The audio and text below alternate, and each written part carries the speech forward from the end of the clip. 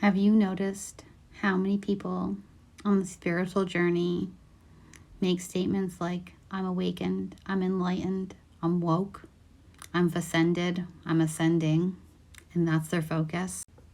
Have you noticed that many times people who use that language have not mastered being a good, kind, compassionate human being who understands their purpose in this life and their karma and their contracts here?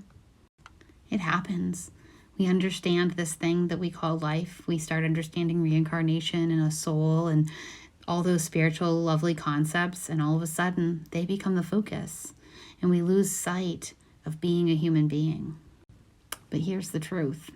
You literally came here to be a human being. You literally were born into a human body to live a life as a human being.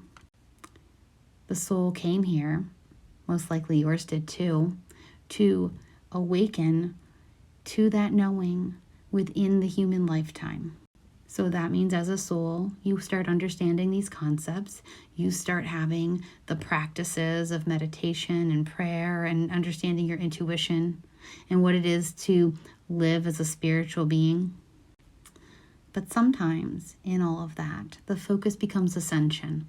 The focus becomes enlightenment. The focus is lost on humanity. When we get too focused on simply ascending as a soul ourself and those concepts, we can become so ethereal and detached from humanity that we really start talking about the ego instead of the soul. Because your soul knows that you came here to live this life. And awakening and understanding that spiritual purpose is a piece of that. But there are other parts of your journey. There are other missions. There's other purpose. And most of the time that includes being a good human being, being kind and compassionate and playing a role inside of your community and your family, however you define it. So remember to stay grounded in your human body, grounded in your life, grounded in your community.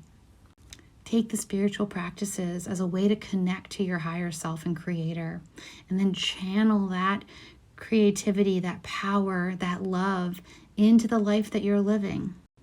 I promise you that when you learn to balance that spiritual being and that human being, that is when you will truly, truly start understanding this journey and the purpose of incarnation.